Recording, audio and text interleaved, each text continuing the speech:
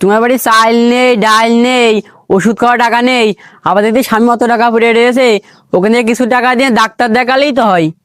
ভাবতেই ভয় লাগে ভেস্তে, এই টাকাটা আমার না, এটা আমানত। উসমান ভাই, আমি আপনার সাথে একটা কথা বলতে আইছি। হ্যাঁ, কি কথা বলেন? উসমান ভাই, আমার এই টাকাটা জীবনের অনেক বড় সম্বল। আমি একটা কাজে শহরে যাচ্ছি, আপনার কাছে টাকাটা আমানত রেখে দিতে চাই। আজম ভাই, টাকাটা বড় না, আমানতটাই বড়। আপনি নিশ্চিত থাকেন, আল্লাহ সাক্ষী, আপনার টাকা ঠিকঠাকই থাকবে।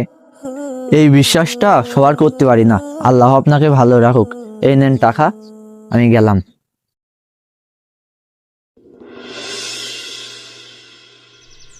কি হয়েছে ওসমান কাকা, আপনার কি শরীর খারাপ নাকি? কিডা? ও ভাইস্তে, গায়ে অনেক জ্বর এসেছে ভাইস্তে, ওই জন্যই শুয়ে আছি। কি দরকার এসেছো বলো? তোমার বাড়ি চাল নেই, ডাল নেই, ওষুধ খাওয়া টাকা নেই, আবার দেখতে স্বামী অত টাকা পড়ে রয়েছে, ওখানে কিছু টাকা দিয়ে ডাক্তার দেখালেই তো হয়।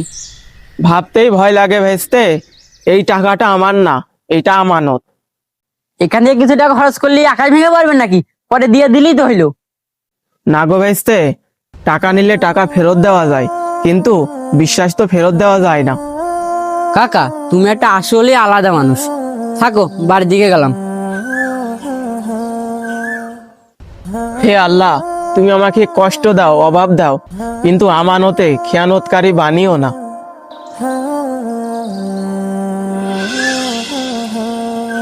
উসমান ভাই, আমি আমার আমানত নিতে আসলাম, কোনো সমস্যা হয়েছে নাকি? ও আজম ভাই, আপনি যেমন দিয়েছিলেন তেমনই আছে, এর ভিতরে এক পয়সাও কম নেই। জানেন, আমি অনেককেই পরীক্ষা করে দেখেছি, কাউকে বিশ্বাসের যুক্ত লোক পেলাম না। আজ আপনি আমাকে মানুষকে বিশ্বাস করানো শিখালেন।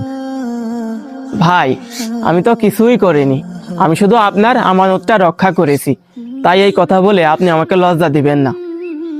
এই আমানত খালি আমার একার না, এর মধ্যে আপনারও হাত আছে।